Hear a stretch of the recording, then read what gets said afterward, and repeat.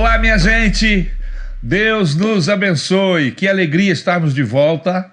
Podcast Na Real. É isso aí. E hoje, especialmente hoje, com a presença do nosso querido Lucas. Especialmente não, tô aqui toda semana. Não, eu vou chegar para outro lado. Calma. Tá. Porque eu, né? É que ele falou que eu sou especial, não? Não, mas você é. Mais ou Nosso menos. querido Lucas. Amém? Fala aí, Lucas. Tudo bom? Tamo aí mais uma vez. Beleza, galera? Já sabe, né? Compartilha, comenta. É o triplo C, né? Curte, comenta e compartilha. Manda brasa, já sabe. E aí, agora sim especial. Fala aí. Um casal querido, que nós amamos, respeitamos, temos uma admiração muito grande. Trata-se do nosso querido pastor Maurício e a sua esposa digníssima Patrícia. Deus abençoe vocês. Amém. Muito obrigado por terem aceito o nosso convite. Patrícia. Pastor, muito obrigado. Eu que fico honrada pelo convite. Obrigada, Lucas. Pastor Maurício. E aí, pastor, tudo bem com vocês? Olha, muito bom estar aqui no Na Real.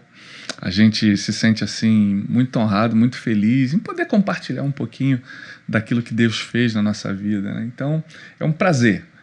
Espero que aquilo que a gente converse aqui seja bênção para o coração daqueles que vão assistir, que estarão assistindo. E é isso. Uma honra. Prazerzão, pastor, estar aqui com você, com o Lucas. Pena que a galera perdeu a conversa do bastidor, tava falando de um monte de filme aqui. É verdade, tava maneirão. Tava bem legal. Mas vai ficar melhor agora, vamos lá. Pastor Maurício casado com a Patrícia já fizeram bodas? Sim, 25 ano Já passado. fizeram. Legal. Já, ano passado? Isso. Exatamente, inclusive eu estava lá. Exatamente. Eu pensei que você tinha esquecido. Por alguns segundos ele esqueceu. Agora que a mente voltou lá. Mas eu tenho foto registrada, por Isso. sinal vocês estavam Podia lindos ter até também. trazido. E a festa estava maravilhosa, vocês estavam muito bonitos, sabe? Obrigada. Casados há 25, vai fazer 26 anos. 26 Vai anos. fazer 26 anos de Mês casados. que vem. São pastores da nossa Igreja Missionária Evangélica Maranata, especificamente lá Lote 15. no lote 15. Maranata do lote 15. Lote 15 não é mais Caxias. É Belford Roxo. Já é Belford Isso Roxo, aí. mas está tudo ali naquele... Tá na divisa, tá né? tudo misturado ali, tá tudo Mas é uma junto, igreja misturado. belíssima, Maravilhosa. muita gente. Muito boa. Está gostando, pastor? Estou gostando, nós nos sentimos acolhidos, nós, nossos filhos, nos sentimos assim, muito bem recebidos, é uma igreja assim muito calorosa. A igreja que a gente também deixou, Jardim Primavera, uma igreja muito especial também, uma igreja muito boa, muito maravilhosa. E Lote 15 não deixou a peteca cair, nos recebeu e a gente uma chegou igreja lá encantadora. muito... Vocês falaram em filhos. O primeiro filho é o Rafael. Sim, 22 anos. 22 anos, já tem filho de 22 anos, hein, pastor? 22 Quem anos. diria? Designer também. Está Designer. seguindo Os caminhos. os passos, os caminhos do E a pai. Alice, não é verdade? E Alice de 14. Alice, de 14 anos. A nossa querida irmã Patrícia, ela é administradora Sim. também, de bens. Administradora financeira. Isso. Seria bom administro. se esses bens fossem seus, né? Exatamente. Administro bens dos outros. Dos outros. É bom administrar os nossos bens, né? Exatamente. Administro um pouco também a vida dele. Né? Só um pouquinho. Muito Só um bem, pouquinho. por sinal. Não deixa eu gastar mais do que O necessário. Maurício é design gráfico, já trabalha nisso há muitos anos, né? Há muitos anos, Maurício. desde que eu me entendo como gente grande. Gente grande. Gente você sempre grande, foi. é verdade. Eu já comecei... Você já devia ser uma gente grande já com 14, 13 anos. Exatamente. Quando você era adolescente, o pessoal já perguntava como é que o clima está aí em cima. né? Já Como era é que tá em cima? aquelas piadinhas assim, tomou chá de bambu, né? Aquelas coisas que a gente já sabe, né? Mas eu, desde cedo, eu sempre fui assim, muito chegado ao desenho, sempre desenhei. Que legal. E isso acabou entrando na veia e eu parti para a profissão de design gráfico, artista gráfico, né? Teve algum desenho que você viu, algo que te marcou muito, sei lá, na infância e que te fez querer desenhar? Porque, por exemplo, eu sou mais novo aqui da mesa, né? Os desenhos que eu gostava de assistir quando eu era moleque era Dragon Ball Z. Uhum. Que é da minha idade. né? Dragon Ball Z é maneirão. Inclusive, meu pai gostava também, tá? O pai se amarrou e começou a assistir com a gente. Eu lembro uma vez que ele foi num congresso de pastores lá em Águas de Lindóia. Você ia passar uma semana fora. E quem assistia Dragon Ball Z sabe que teve uma saga do desenho, que é a saga do Freeza. O Goku ia se transformar em Super Saiyajin. Era um momento muito importante no desenho. Meu pai comprou um monte de fita cassete. Falou, grava tudo que eu vou voltar e a gente vai assistir tudo de novo junto. Isso marcou a minha vida. Foi muito legal. E aí eu desenhava os personagens do Dragon Ball Z. Você viveu isso? Eu assim... Eu não sou dessa época do Dragon Ball. Dragon Ball é mais meu filho, você, né? Sim. E quem me influenciava muito eram os grandes produtores de desenho na época, que era o próprio Walt Disney, né? Que tinha os desenhos clássicos, e Hanna-Barbera. Hanna-Barbera, que tinha todos aqueles personagens... Scooby-Doo, os Herculoides, né? Então, Tom e Jerry, né? Tom e Jerry. Também Tom e Jerry. Não, Tom e Jerry acho que era outro desenhista. Mas, certamente, a gente nós víamos esses desenhos e, com certeza, tínhamos vontade também de desenhar, de produzir. E, nessa época, a coisa era mais rudimentar. Era papel, lápis, né? Carvão, não tinha nada de computador. Desenho de verdade. Era desenho de verdade, era na mão mesmo. Né? Então, foi uma época muito legal. Que foi bem interessante de desenhar, porque a gente valorizava mais o traço, valorizava mais o talento do que a tecnologia. Com certeza. Mas, Maurício, a gente conversando com você em outros momentos, você passou para a gente uma infância desafiadora, se é que nós podemos usar essa expressão. Né? Desafiadora por quê? Porque você foi criado por mãe solteira e teve todas as dificuldades envolvendo essa circunstância. Você pode passar para a gente como é que foi isso? Sim. Minha mãe, ela ainda jovem, ela sempre foi assim muito ajudadora no lar da minha mãe, da minha avó, do meu avô. E ela começou a trabalhar muito nova e ela começou a sentir a necessidade já de ter as suas garantias, né? E ela foi trabalhar muito cedo. Só que, num determinado momento, ela se apaixonou por um outro jovem, meu pai, mas só que ele tinha um outro relacionamento e ela engravidou. E eu apareci na vida dela, fui gerado e ela se viu ali grávida, e aquele tempo era um tempo difícil porque quando isso acontecia, a jovem ela era expulsa de casa. Né? Então foi isso que aconteceu. Ela teve que viver a vida dela. Foi convidada entre aspas, a se retirar, e isso fez com que ela assim passasse no momento que ela mais precisaria de ajuda. Exatamente. Ela passou a barra mais pesada. Aquele aperto. Lógico que os amigos de trabalho ajudaram. Ela, muito cedo também, ela conseguiu se tornar funcionária pública. Ela passou num concurso federal. Então, isso tudo ajudou. E ela, então, conseguiu assim, me gerar, me criar durante um tempo. Isso tudo aqui no Rio de Janeiro? Tudo aqui no Rio de Janeiro. Você é carioca? Eu sou carioca da Gema. Qual era a região que vocês moravam? Ela também era carioca? Sim. Eu nasci numa maternidade em Madureira, então eu sou carioca da Gema, da terra do lado do samba, né? E aí a gente sempre morou naquela região ali de Inhaúma, Del Castilho. Entendi. Que é onde a minha família sempre morou.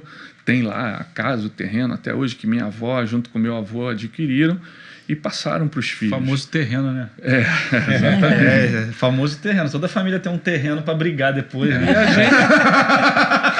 Não é isso? Isso que tá dando de piada na internet sobre isso hoje em dia, você não faz ideia. E a gente...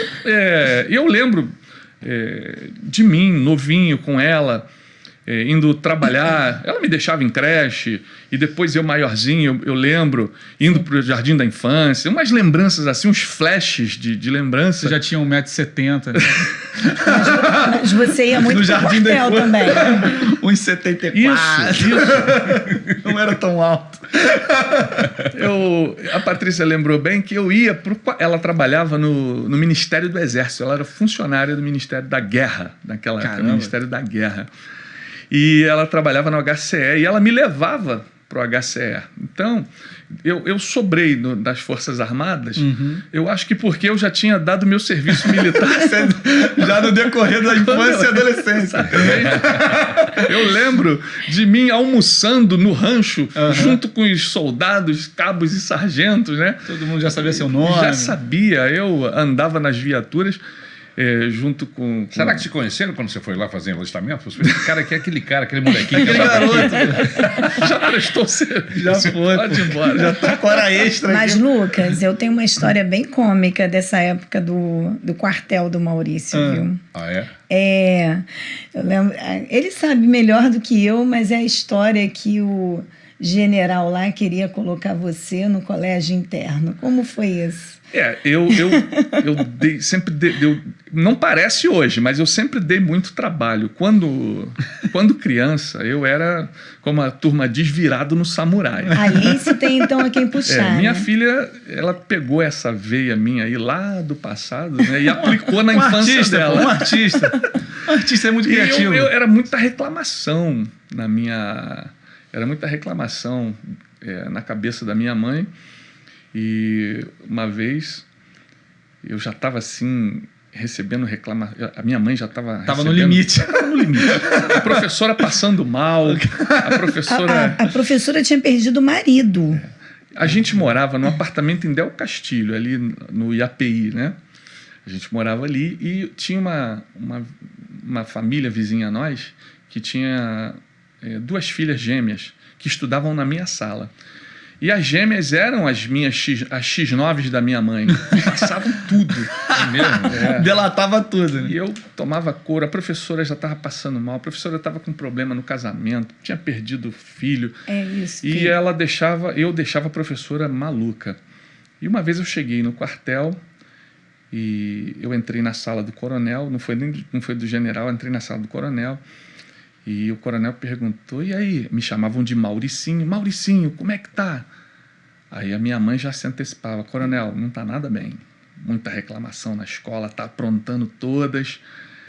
Eu tô pensando... Passou a tua ficha, né? Passou a minha ficha. Eu tô pensando em colocar ele num colégio interno. Você lembra disso, pastor? Essa ameaça era terrível. Essa ameaça era... Mas eu não estava acreditando. Entendeu? Não estava acreditando. Eles não vão ter coragem. Eu tava assim, tipo, segurão na minha. E Quantos anos? Eu devia ter uns 7 para 8 anos. Por aí. Caraca, o moleque era virado mesmo. Eu tava seguro na minha. O coronel era gente boa, mas tinha o tenente. Esse tenente era muito... Casca grossa. Casca grossa, bravo. E eu da sala do coronel fui para a sala do tenente Zamora. E Lembro aí, até hoje quando o a nome. gente chegou lá na sala do Zamora, o Zamora falava firme, falava... É aquele que falava... Bom dia! Isso aí. O cumprimento dele já era uma ordem unida, né? E aí... Ele, Mauricinho, como é que tá? Aí minha mãe novamente, né, deu o depoimento contra a minha promotoria, deu o depoimento contra mim. E aí ele falou assim, bateu na mesa literalmente, falou, colégio interno agora. Aí ali eu senti firmeza que a coisa ia acontecer. Você sentiu que ali tinha poder pra te botar mesmo. Não, acho que eu vou botar. E eu comecei a chorar, eu me debulhava em lágrimas, por favor, não faz isso comigo. Meu Deus. E ali foi o divisor de águas. Ali eu comecei a tomar jeito na minha vida. No colégio interno. Cara, naquela época, quando falava em colégio interno, você vai pro colégio interno. Velho.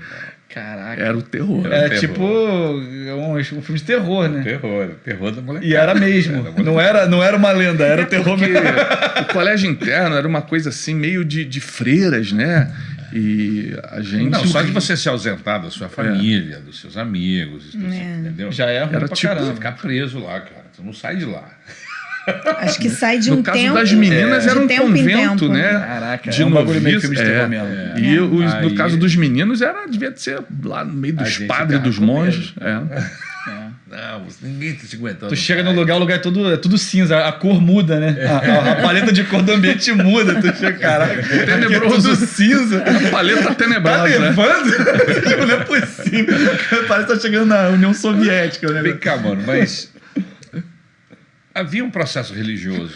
Sim. A nossa religiosidade, ela sempre foi assim, híbrida, né? Ou era na religião afro, ou era no próprio catolicismo popular, que era o normal das famílias A maioria brasileiras. das pessoas do Sim, Brasil. naquele Sim. tempo, o povo evangélico não era Do tamanho. Não era tão maioria, crescente, era não era minoria. maioria, era minoria, não tinha tanta projeção. Então, a nossa espiritualidade era baseada no catolicismo popular, Como todos. na religião afro. Eu lembro que a gente ia em terreiros de Umbanda. Eu tinha uma tia que ela era dona de um terreiro. Havia um terreiro na casa dela. E nós íamos, minha mãe me levava e eu ficava lá de madrugada, enquanto ela estava lá praticando Ela só a perturbava ninguém lá, não? religiosidade. Oi? Tu não perturbava ninguém lá, não? Olha, ali eu ficava pianinho. eu respeitava, né? Eu ficava, porque eu ficava muito fascinado com o Ogan, que é o rapaz que toca Tocava, a né? tumbadora, O instrumentista lá. né? E eu ficava a noite toda fascinado com a maneira que ele tocava, eu ficava até espantado como ele não cansava de tanto tocar, né? Então, eu lembro dessa época, dessa religiosidade, e nós tínhamos essa característica religiosa, né? A gente foi criado crendo nas crendices mesmo, do catolicismo popular. Fiz primeira comunhão, né? Então, essa religiosidade, eu Você creio... foi batizado, inclusive, dentro da... Fui batizado na Igreja Católica, E também na fui religião apresentado na religião da Umbanda, né? O guia me apresentou lá. Então, todos esses ritos eu passei. Passou por né? eles. E eu sempre tive assim muito temor. Ok. Talvez assim, ainda sem o conhecimento bíblico, eu sabia que existia um Deus e eu cria que Deus... Existia um mundo espiritual. Exatamente, Assim. exatamente. Eu cria que Deus interferia na vida dos homens, né? Não só Deus, mas eu também cria naquilo que me apresentavam, no caso, os guias, As entidades. as entidades, os santos da Igreja Católica, Nossa Senhora. Então, tudo isso foi passado para mim e eu fui criado dentro dessa realidade religiosa, respeitando, né, aquela coisa de passar na encruzilhada, pedir licença, tudo isso, mesmo? né? A gente vai adquirindo, né, um temor. Te ensinam isso, você Exatamente. vai, respeita Exatamente. aquilo e pratica, né? Exatamente. E você, Patrícia, como foi? Você é carioca? Eu sou eu sou carioca. Nasci em Rolou uma Caxias. Não, eu sou fluminense, né? Nasci em Caxias, na Baixada Fluminense. Entendi. É Seus diferente. pais são do Rio mesmo? Não, meu pai é mineiro, minha mãe é mineira, são de Muriaé. Eles chegaram aqui bem novinhos, né? Só com os meus 2 irmãos mais velhos, a minha irmã Gilda e o meu irmão José Maria. E vieram tentar a vida no Rio, porque viveram a vida toda na lavoura, né? Meus pais eram de lavoura de milharal, café, porque o pai da minha mãe era fazendeiro. Entendi. E aí a família toda, meus tios de lá, são todos ainda, trabalham na lavoura. Mas a minha mãe e o meu pai tinham um sonho de dar uma vida melhor para os filhos. E saíram de lá com 2 filhos. Chegaram aqui por intermédio de um amigo do meu pai, que veio tentar a vida aqui e trouxe meu pai para cá. E aí, meu pai começou a trabalhar, numa época ele trabalhava naquelas empresas que faziam aquelas manilhas grandes para fazer tubulação, dutos, Sim, né? E depois ele entrou para a Petrobras e foi ser auxiliar de serviços gerais, foi ser jardineiro na Petrobras e lá ele fez a vida dele. E aí nós somos 9 irmãos, eu sou a caçula. Caramba. Já perdi 2, né? Hoje somos 7. Você já nasceu aqui no Rio depois desse processo todo? Nasci no Rio, mas o meu pai, ele durante muito tempo... Minha mãe se converteu logo quando veio para cá, porque esse amigo que veio para cá conhecia um homem chamado Oswaldo. E esse Oswaldo, ele era evangélico e pregou para minha família. A minha mãe, no primeiro momento, ela foi para adventista. Ela ficou pouco, mas ela se converteu na adventista. E logo quando encontrou esse Oswaldo, a família desse Oswaldo, ela se converteu e foi para a Assembleia de Deus. E lá ela começou a orar pela libertação do meu pai, porque meu pai ele fumava muito. E o meu pai tinha alguns lapsos assim de muito nervoso, muito assim, a gente hoje identifica que ele tinha algum problema neurológico, leve, mas tinha. E meu pai, durante muito tempo, com muitas traições, fumando muito, ele tentou 2 vezes suicídio, foi hospitalizado no Hospital Pinel por conta dos problemas neurológicos, mas minha mãe o tempo todo orando pela conversão dele. Meu pai se converteu, se libertou, virou um presbítero da Assembleia e depois virou um pastor da Assembleia. Caramba, que benção. Que arco, né? Caramba. E todos os meus irmãos, mesmo meu pai vivendo fora da igreja, porque quando meu pai se converteu, a minha irmã mais velha deveria ter já os seus 22 anos. Eu era muito pequenininha. Mas todos os meus irmãos, eles foram criados dentro da palavra. No Evangelho. Dentro do Evangelho. Minha mãe, mesmo meu pai não estando na igreja, não sendo da igreja, minha mãe carregava todos os filhos para a igreja. Porque... Mas você era pequenininho, então. Quando você se deu conta da vida, quem você era, você já estava dentro de um processo religioso? Quando eu me dei conta, eu sempre fui. Eu nasci no lar evangélico, participei de todo o processo, me batizei aos 12 anos, fui da Assembleia de Deus até os 17. Aos 17 anos, recebi um convite para assistir o culto de inauguração da Igreja de Caxias. Inauguração? A inauguração 94. do templo. Lá 94. Isso. 1994. 1994. E lá achei esse moço. Mas você E lá você era fiquei. novinha. 17. 17 anos. Até os 17 eu fui da Assembleia. Depois, quando eu cheguei na Maranata e conheci esse moço, passei para Maranata. 1994. É isso aí. E você já era líder de jovem lá nessa época? 94, acho que foi o ano que eu me tornei líder de jovem. Caramba, que legal. A gente vinha do Forninho, da José de Alvarenga. Isso. E aí inaugurou a igreja nova. Tá, mas ela chegou na Maranata, mas você não chegou ainda, cara. Tu ainda tá lá atrás. É verdade. A linha do Isso. tempo ainda não se encontrou. Não se encontrou. Tá na adolescência, não tiro que é Tô lá fazendo... Acabou de conseguir se livrar do internato. Exatamente, saído. Não fui para o colégio interno, melhorei na escola, né? E... Tomou jeito, né? Mas, assim, minha avó, ela, depois, quando eu estava ali com uns 5, 6 anos, minha avó chamou minha mãe de volta, né? Aquela coisa, né?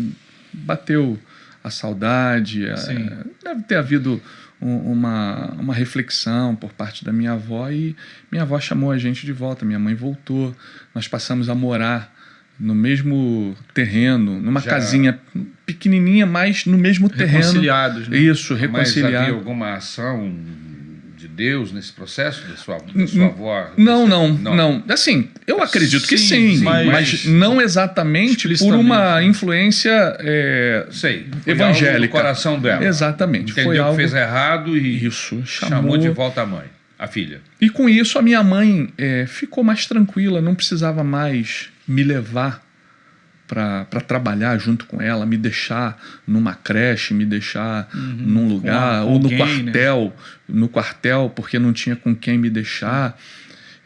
Eu lembro que ela me levava para uma casa, ela reforçava a renda fazendo faxina. Depois que ela pegava 7 horas no quartel, saía 2. E aí, depois de 2 horas, a gente almoçava, fazia tudo no quartel. Depois de 2 horas, ela ia fazer faxina na casa. Para fazer um extra. Para fazer um extra de uma diretora. Eu lembro de uma diretora de um colégio que contratava ela fazia. E a gente ia para essa casa, eu ficava lá a tarde toda na casa. E eu lembro dessas coisas que aconteciam, que a minha mãe, sempre foi muito lutadora, muito guerreira, muito forte, uma mulher assim, de muita fibra, não se entregou, nunca se entregou de jeito nenhum. Assumiu toda a responsabilidade. Tudo, entendeu? Então, a partir do momento que ela foi morar lá no mesmo terreno, ela já não precisava me levar. E aí eu ficava com a minha avó, com meus primos, minhas tias, que moravam. Era aqueles terrenos que cada um constrói uma casa. Seu pai, Meu pai tinha outra família. Tinha outra família. Meu pai tinha outra família. Ele casou mesmo com a mãe da minha irmã. Eu tenho uma irmã que é 2 anos mais nova do que eu, Valéria Cristina. E o meu pai... Mas ele não era tão presente. Ele não era tão presente, porque a família mesmo da mulher com quem ele casou foi a Eurídice, que era a mãe da minha mãe. Eurídice já está falecida. Meu pai também é falecido. E a vida dele era lá. Era lá. Assim. Né? Ele me via de vez em quando, uma vez por mês, 2. E aí era assim, não era presente ali, tão presente. Né? Mas ajudava, né? Dava aquele suporte. E ali com a minha avó morando no mesmo terreno ali com a família, né? Cada um na sua casa, mas um olhava o outro, né? As minhas tias me olhavam, mas nesse tempo eu me tornei assim um moleque de rua, como a gente costuma dizer. Entendi. Eu comecei a conhecer a rua, conhecer a molecagem, né? A malandragem, fui pra rua. Já não aprontava mais na escola, mas aprontava na rua. Fazia umas coisas assim que até hoje minha mãe, se souber, ela vai ter um negócio, né? Ela vai saber agora. Né? Conta aí uma delas só. Olha, uma delas. Um delito aí. Um delito. Olha, delito são não. tantos. São muitos. Já prescreveu. O crime já prescreveu. Nem se foi em primeira, segunda, terceira instância, já não dá mais nada. Já não dá mais nada. Eu vou contar uma sozinho e uma acompanhado, né? Uma vez eu achei um pneu e fiquei rolando. Que pode parecer nada pra alguma pessoa, tipo um pneu velho, né? Pneu velho. Pra um moleque, naquela época que não existia celular, videogame, não tinha nada disso. Um pneu era parque de diversão. E eu fui rolando pneu até um trecho da rua. Eu já sei. É a Rua da Pedreira. E esse trecho ele se tornava um declive. E lá na ponta, o senhor deve conhecer a antiga Estrada Velha da Pavuna, que hoje é Estrada Ademar Bebiano. E lá passavam os carros, passavam o trânsito à vera. E você tava rolando o pneu. E eu rolando o pneu, e eu parei lá na ponta, no início do declive. Você parou. E fez aquela pergunta. O que acontece? Exatamente. Se eu deixar esse pneu rolar. E aí é quando, lembra? Aí tem um anjinho bom. Magicamente o pneu não parou. Ruim. No desenho animado, você falou do desenho animado, aparecia um anjinho e o diabinho, né? E nesse dia o diabinho venceu. Vai lá, joga o pneu. E eu rolei o pneu rolou. E eu olhando aquilo acontecer, e quando o pneu atravessou a Estrada Velha, graças a Deus, não pegou em nenhum carro, mas foi um tal de frear carro e ônibus, aquela freada. Poderia ter dado um acidente. Poderia ter feito assim um estrago, um acidente horrível. E aí o ônibus parou exatamente assim na beira da rua, e o motorista abriu a porta e começaram a descer várias pessoas descendo. E me viram e falaram, em cima. Foi ele. Eu tô correndo até agora. Eu corri. Esse foi um. Né? Tem uma cena que minha mãe não sabe. Né? Tem uma cena na internet que fala assim: por que mulher nunca vai entender homem?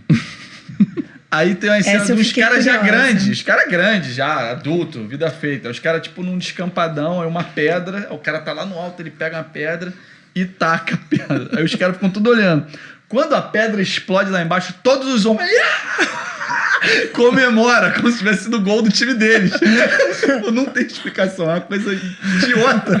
Mas a gente se empolga com essas coisas idiotas. Eu não sei se você já viu ou se você vê Trato Feito. Sim. Né? Aquele Sim, pessoal que vende coisas antigas, né? Faz Pô, aquela... o programa é genial, mano. E eles compraram um canhão. E eles foram para um testar o deserto. Pô, você comprou um canhão, o que você faz? Explodiram um carro. Exatamente! Pô, demais. E foi exatamente isso. Aquela empolgação, aquela comemoração muito legal.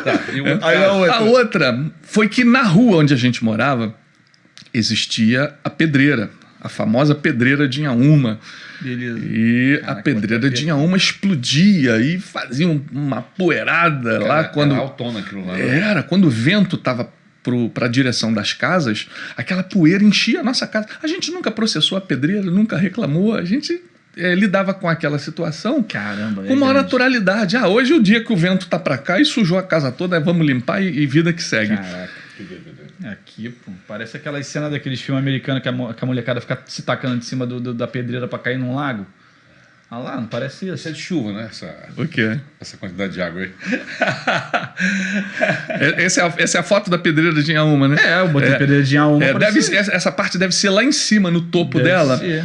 onde realmente tem muita eu já fui lá e se formavam sim alguns açudes Poções lá em cima. com a água da chuva. Isso aí.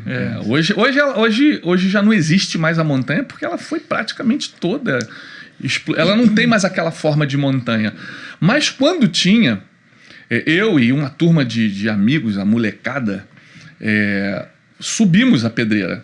Lógico. Tinha aquela parte Por que não? onde as explosões eram mais frequentes, impediria? que fez um buraco Aham. né, na montanha que entrou montanha dentro, Caramba. mas aqui ainda tinha montanha nas laterais. E a gente subia por aqui. Pela lateral. E tinha uma pedra que ela tinha 3 furos, que fazia ela parecer uma pedra que a gente chamava da Pedra da Caveira.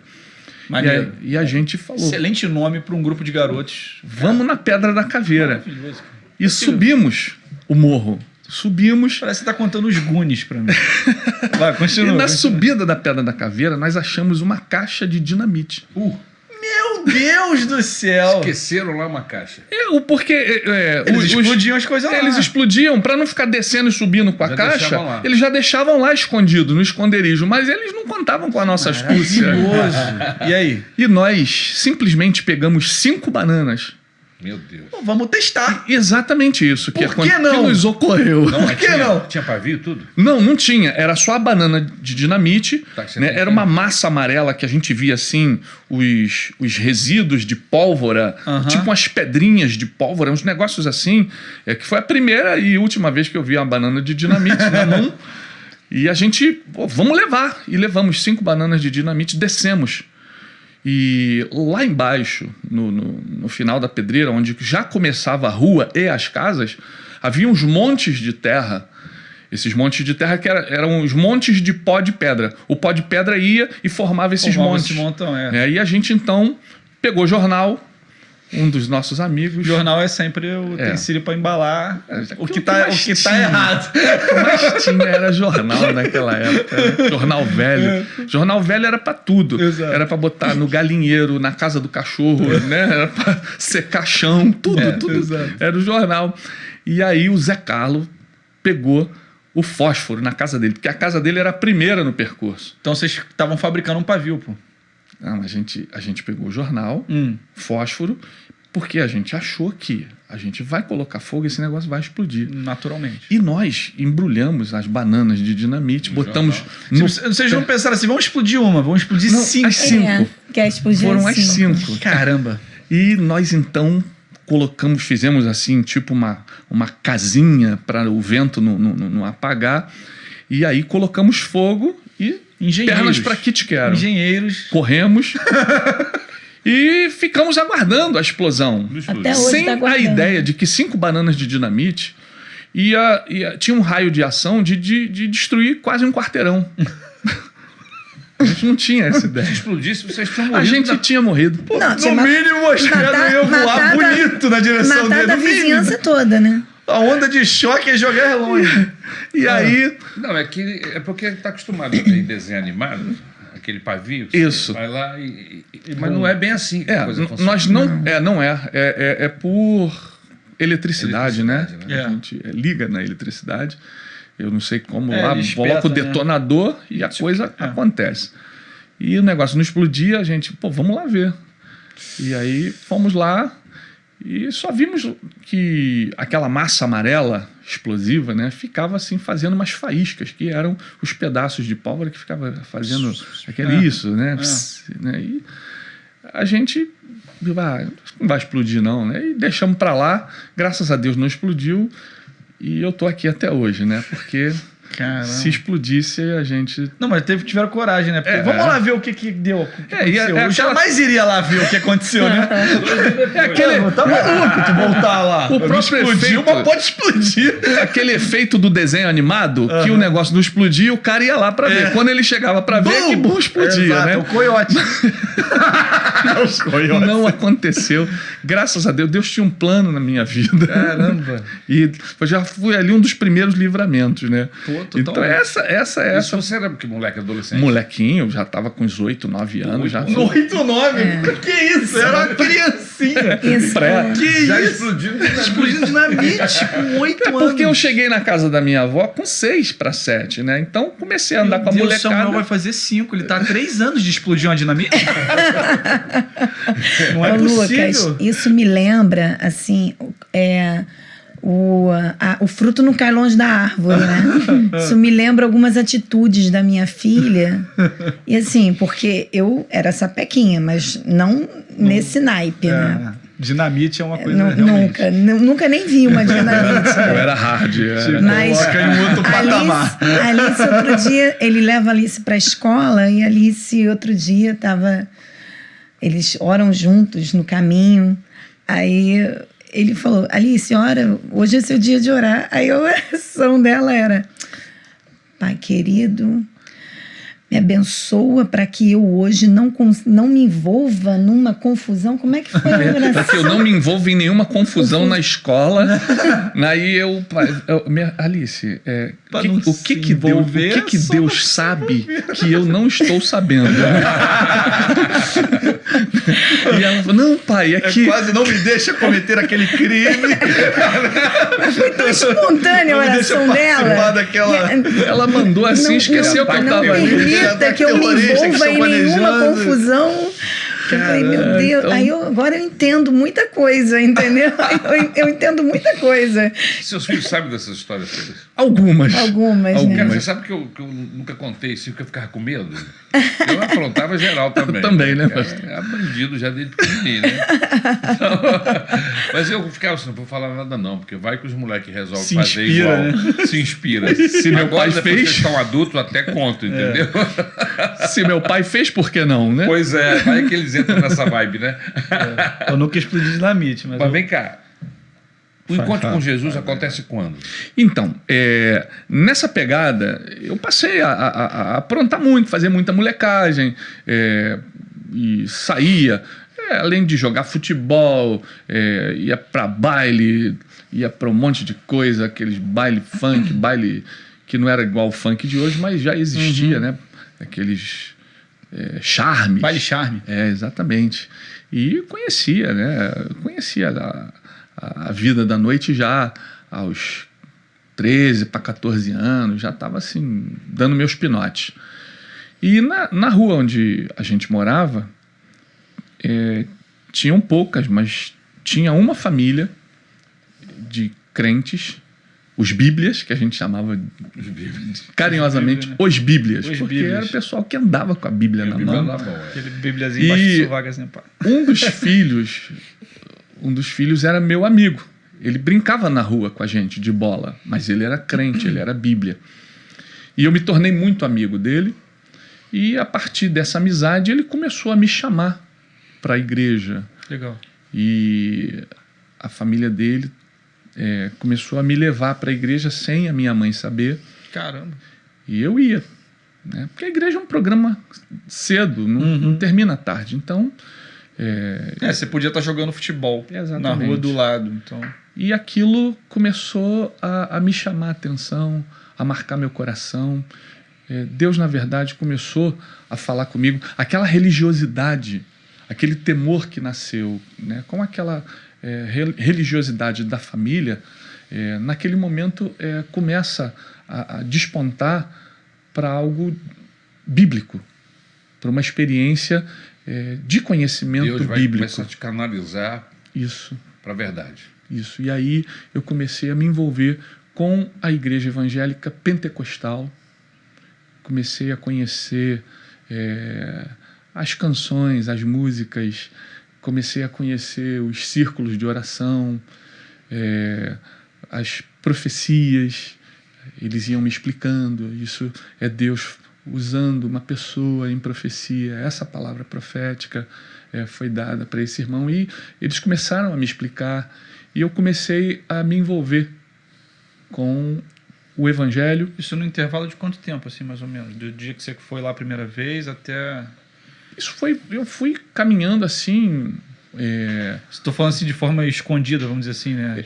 Então, de forma escondida foram alguns meses. Entendi. Porque quando a minha mãe descobriu, criou um conflito interno lá. Imagino, E aí eu fiquei assim, tendo que ler a Bíblia, fazer a minha prática religiosa evangélica meio que clandestina, orando no banheiro, Entendi.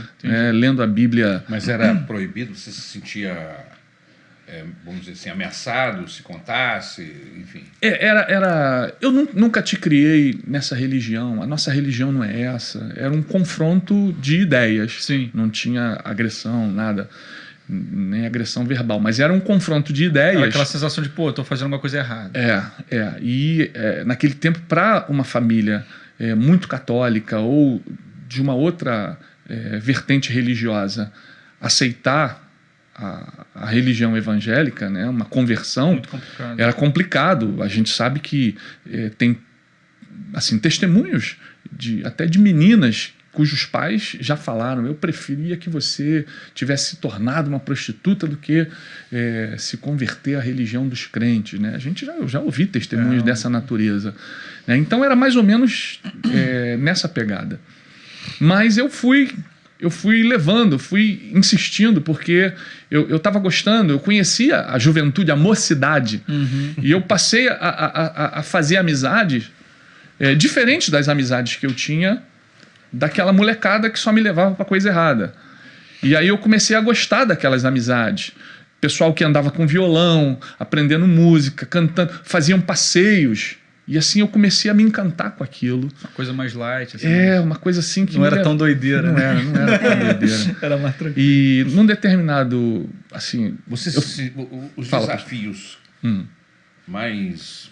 não vou dizer mais importantes, mas os principais desafios que você teve nessa sua jornada em relação à sua família foram muito complicados, muito difíceis? Sim, porque eu tive, inclusive, nesse período, né, que foram mais ou menos uns 2 anos, dos 2 ou 3, quase 3, dos 14 até mais ou menos os 17, eu me batizei. Eu, inclusive, me batizei clandestinamente. Eu fui para um rio desse aí, né, um Jordão brasileiro, fui batizado lá. E foi tudo escondido, foi tudo assim. Mas o pessoal da igreja não pediu autorização? Não. Você já estava com o quê? 15 anos? Por aí. Então eu fui, pessoal, naquele tempo acho que não tinha muito essa preocupação. Eu estava lá, fui. Tinha uma prima minha que, inclusive, até depois se juntou. Ela era mais velha e talvez pela companhia dela, a coisa foi ficando também um pouco mais fácil, porque ela também foi e estava junto com esse grupo evangélico, que era a Igreja Evangélica Sétima Trombeta. Eu não sei se ela existe ainda. Era apocalíptica. Era apocalíptica, mas uma boa igreja. Inclusive, quem fez parte dessa igreja foi o pastor Márcio Pepe. Márcio Pepe foi líder de jovem nessa igreja. É mesmo? Na época que eu estava Você lá. lembra Lembro dele. E eu era muito amigo do Marcelo, Pepe, o irmão dele. E eu, nesse período, então, eu curti esse envolvimento com a juventude, com a mocidade. Você se converteu e deixou também de ir na outra, né? Deixei. Totalmente. Deixei totalmente. Até por isso que rolavam os conflitos, né? Depois porque que eu fiz sua primeiro... mãe sabia que você estava fugindo. Mas acabou que ela também foi se afastando da religião afro, ficou mais dentro do meio católico, né? Ficou dentro do catolicismo, onde está até hoje, né? Ela depois não foi mais praticante da religião afro. E aos 17 anos eu comecei a sentir novamente as tentações do mundo, os convites, e aos 17 anos eu fraquejei e voltei para o mundão. E a partir dessa volta para o mundo, eu fui um pouco mais fundo. Aí aquela questão da casa adornada, e aí eu deixei entrar a sujeira e ficou 7 vezes pior. 7 vezes pior. É mesmo? E aí... Você não teve esse momento na sua vida, Patrícia? Não tive. Você nunca se afastou do Senhor? Nunca me afastei. Eu tive um relacionamento antes do Maurício com um rapaz que eu comecei a namorar muito novinha, de 14 para 15. E nós estávamos nos preparando para casar. Eu ia me casar com 18. Só não tinha me casado antes porque meu pai não havia deixado. Meu pai falou, não, você não vai casar. Eu não vou assinar para você casar. Filha minha tem que fazer faculdade, se formar, se tornar independente para se tornar uma ajudadora do marido. Meu pai tinha essa visão, né? Porque desde muito cedo ele quis sair lá da roça, vir para o Rio e dar estudo para os filhos e formar as filhas. As filhas que não fizeram faculdade foi porque não quiseram, mas ele era muito firme na questão dos estudos. Meu pai semi-analfabeto, minha mãe analfabeta. E todos os filhos hoje, a maioria tem faculdade, né? Bons empregos. Então, foi uma vida de sucesso, né? Uhum. No entanto, houve um processo onde esse rapaz, ele me traiu. Ele era líder de jovens também, saiu da igreja. E meu pai era pastor da igreja dele na ocasião e desmanchou comigo, e aquilo me causou um estresse, né? Sim. Muita mágoa. Eu estava um pouco ferida. Decepção amorosa. Fiquei um período assim de 3 meses entre saída da Assembleia e ida para Maranata. Eu fiquei 3 meses assim, um pouco fora, mas nada muito... Deixei de ir para a igreja. Uhum. E aceitei alguns convites de... Eu lembro que uma vez, quando eu tentei ir para uma boate, que eu acho que era a antiga Justinos, lá em Caxias, era uma danceteria famosa que tinha lá. E aí a galera me convidou, e quando eu entrei naquele lugar, eu comecei a chorar. Fiquei nervosa. Peixe fora d'água total, né? Aí eu não podia ir para casa, porque eu estava junto com uma amiga. Na verdade, era enteada da minha irmã. Eu estava junto com ela, eu não podia ir para casa. E eu também não podia sair, porque ela estava querendo curtir a noite. Né? A tarde e noite, que antigamente era aquela antiga matinê, né? E eu fiquei durante 4 horas sentada na escadaria da Justinos, esperando a matinê acabar para voltar para casa, porque eu não tinha coragem de entrar naquele lugar. Porque quando eu entrei, eu comecei a chorar e nunca tinha ido, né? A minha vida toda foi dentro de uma igreja. Eu costumo falar para meus filhos que, assim, a igreja, ela faz isso com você, né? Ela protege você do mundo. Então, eu acho que quando eu fui para aquele lugar e me vi naquele lugar, eu fiquei com medo. Temor de Deus, fiquei assim, meio apavorada do que podia acontecer e quis sair imediatamente. Com medo de se sujar, né? Exatamente. Eu tô com uma roupa limpinha. E eu entrei num lugar super sujo. Você fica andando, né, todo Exatamente. Então, assim, Caraca, eu foi acho o que- máximo da experiência do mundo que eu tive. Foi essa. O máximo. O máximo. Depois nós fomos também numa danceteria, eu e ele juntos. A gente estava com o senhor no cruzeiro que a gente fez. Maurício falou assim, eu falei assim, Olha amor, aí. eu Mas nunca conheci, assim, um ambiente que esses meninos chamam de noitada. Ele, então vamos lá na danceteria Ambiente do de cruzeiro. Aí foi a mesma coisa. Eu entrei com ele, achando que a gente ia dançar uma música lenta. Quando começou aquele jogo de luz, aquela fumaça escura, falei, Maurício, quero sair daqui, não gosto desse Vambora. lugar e tal. Fiquei 5 minutos no lugar. Isso é Então, assim, coisa de as jovem. únicas experiências, assim, do mundo que eu tive, nunca fumei, nunca sequer vi um cigarro de maconha na frente. Às vezes o Maurício falava assim, a gente passava num lugar que tinha cheiro de maconha. O Maurício falou assim, nossa, o cheiro aqui tá horrível. Eu falei, gente, mas como é que você sabe do cheiro? Então, assim, pra mim...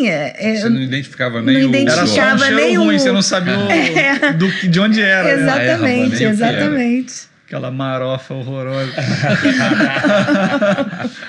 Tem gente que gosta, né? Eu não gosto. Não tem, não. Mas e aí, você tá chegando, hein? Ó, Eu tô é. chegando um Chegando. pouquinho mais, você tá chegando lá. Você Tô tem que- chegando lá, a linha do tempo tá quase se encontrando.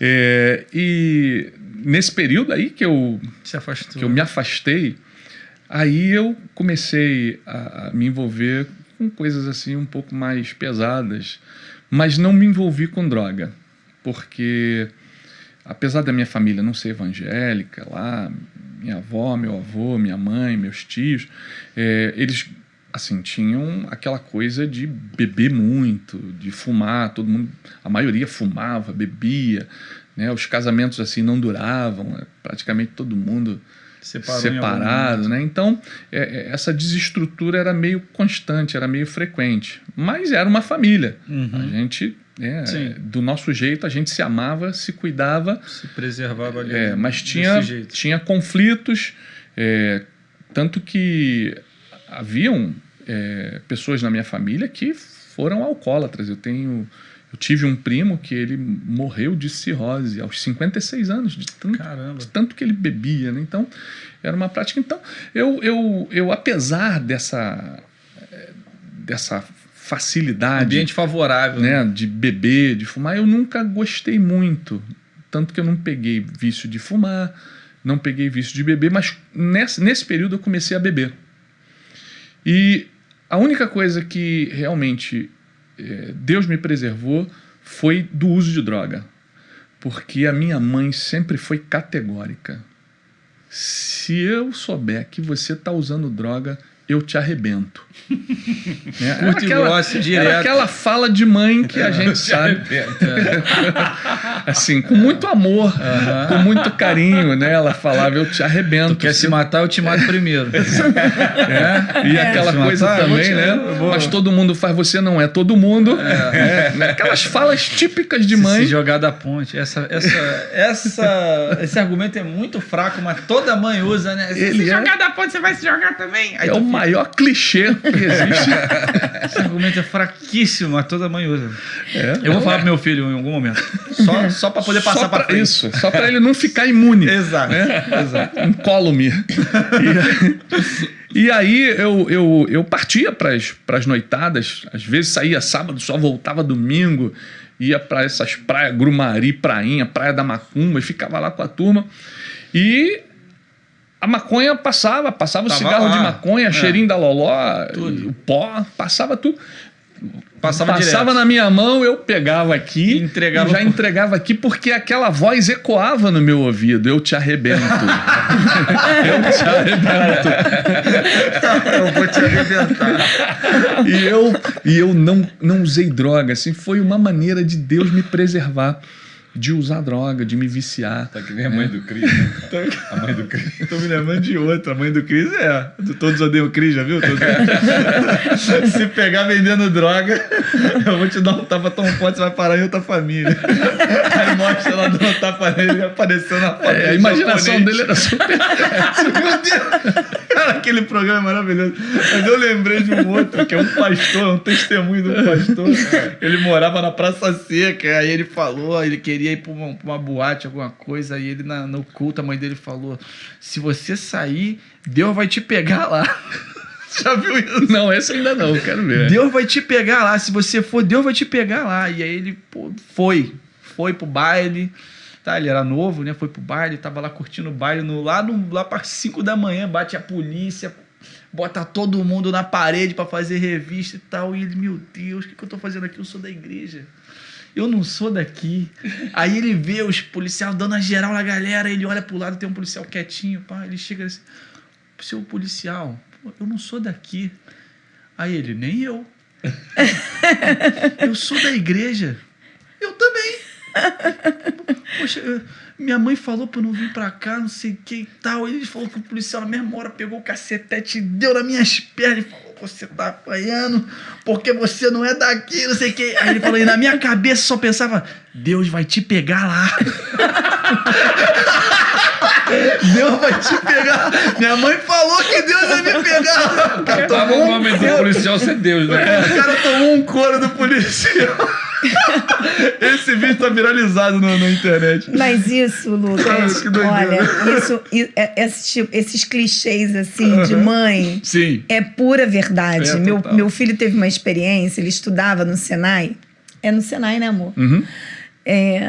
Por volta assim dos 13, a minha empresa ela trocava os celulares e aí os celulares velhos a gente dava para as crianças, né? E aí o Rafael na época era o único que tinha iPhone, porque a empresa dava iPhone para todo mundo e aí Legal. o meu ficava obsoleto, eu E dava herdando, né? e aí herdando. Aí a galera falou assim, pô, Rafael, o que você acha da gente ir ali na rampa da UERJ pra gente fazer umas voltas de skate, você filmar, porque o seu celular iPhone, o vídeo fica melhor. Rafael foi, né? E eu sempre falava pro Rafael, e já desde pequenininho, com 12 anos, ele já me viu, assim, mexendo na mochila, olhando os bolsos. Uma vez ele me pegou, o que tá achando? Eu tô procurando droga, tô procurando cigarro. Mamãe, eu não faço isso. É bom mesmo que não faça, não te arrebento. Eu vou presa, mas tu, pelo menos, tu vai arrebentado. Aí ele uma vez foi para lá fazer esse vídeo. A primeira vez que ele foi, fizeram as voltas lá na rampa, Rafael fez o vídeo e depois eles encontraram com uma galera ali da Mangueira. E aí a droga, né? A maconha passando. Ó. Rafael, senta aí. Aí o Rafael, não vou não. E aí deu um jeito de dar no escapar, pé, né? Aí eu falei assim, mas você saiu logo? Não, mãe, na hora que eu vi, eu só lembrava da tua voz na minha cabeça. Se eu pegar, Eu vou te te arrebentar. Eu vou presa, mas te arrebento primeiro. Se eu É hereditário. Mãe, eu só ouvi a tua voz ecoando na minha cabeça. Eu dei da semana seguinte me chamaram pra ver vídeo, eu nem fui. Então, assim, é pura verdade. Influência da sogra, né? É pura verdade. A sogra influenciou. É isso aí. Ah, meu Deus do Eu céu. tenho uma história de skate também. E aí, Eu acho que hoje eu não vou contar, não. E aí, pastor, nessas experiências assim, onde eu já estava como cidadão honorário da Esbórnia, né? Sim. Já estava ali com green card e tudo, né? Eu teve um dia que foi marcante. Eu já estava assim, Deus passou, como essa experiência que você contou aí desse pastor, Deus também passou a me perseguir. Deus passou a me perseguir e o versículo de Isaías 55, 6, buscai o Senhor enquanto se pode achar, invocai-o enquanto está perto, era um versículo que me perseguia em todo lugar que eu ia. Ou ele estava escrito na fachada de uma igreja, ou alguém falava, até os desviados me evangelizavam nessa época aí que eu estava na Esbórnia, também igualmente desviado, até o pessoal que não estava firme também me falava, era Deus no meu encalço, Deus me perseguindo, mas mesmo assim eu ainda demorei a atender o chamado de Deus, né? Fui demorando, cada vez eu queria assim, conhecer mais o mundo, ia para show. Fui no primeiro Rock in Rio. Caramba, Primeiro Rock in Rio. 82? Não, 85. 85. 85, primeiro Rock in Rio. No primeiro dia eu tava lá. Caramba. Vi Queen. Tu viu Queen? Queen, Tu viu aquela Iron Maiden, cena? Caraca. White Snake. Caraca, aquele momento foi histórico na música. Eu sofri na Morro Oi? da Urca, né? Isso aí foi um pouco depois. Né? Essa foi a experiência marcante. Né? O Rock in Rio, eu ainda Tu tava no auge da... tava no auge da esbórnia. Pô, o Rock in Rio é o auge. Eu peguei... não sei quem é que conhece o ônibus 690. Né? Que tinha um ônibus 690, Cidade de Deus. Né? E no dia que eu fui pro Rock in Rio, eu peguei esse ônibus. E olha, eu acho que todo mundo, exceto o motorista, o trocador e eu, estavam fumando maconha. Sim, sim. E o ônibus estava que era fumaça pura. Você tava fumando de tabela. De tabela. Eu ônibus indo pro Rock in Rio. De repente me passam 2 camburões do lado do ônibus. E aí eu falei, olha, se esses camburões pararem esse ônibus... Você vai junto. Eu vou junto. É, lógico. Deus vai te pegar, né? Deus vai te pegar lá. Eu vou te pegar, cara. Eu vou te mandar lá. Assim que eu achar, eu vou te mandar esse vídeo. Recebi o livramento. E tempos depois, aí, isso foi em 85. Ainda fiquei mais um tempo desviadão. E no final de 87, aí foi a experiência marcante. Assim, onde eu caí, onde eu, como o filho pródigo, caí em mim. Que foi um dia, aí foi esse dia que a Patrícia falou, em que eu fui no Morro da Urca. Era uma programação chamada Noites Cariocas. Sim. Lembra disso? Pô, sim. Noites Isso Cariocas. durou bastante tempo. As grandes bandas brasileiras tocavam Subiu lá em lá. cima, lá no Isso, lá em cima. Não, um baita evento maneiro pra caramba. Então, nesse dia, eu combinei com a galera. Tinha no Pão de Açúcar e tinha na Urca também. Eu e mais... a subida era pela Urca. A subida é pela Urca. E eu e mais 4, num Chevette.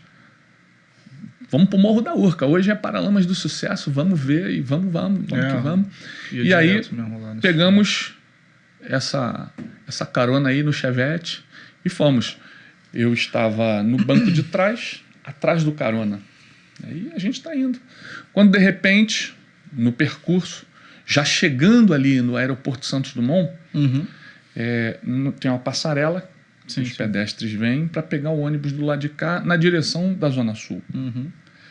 E aí um dos rapazes que estava no carro fez uma pergunta. E aí, é agora?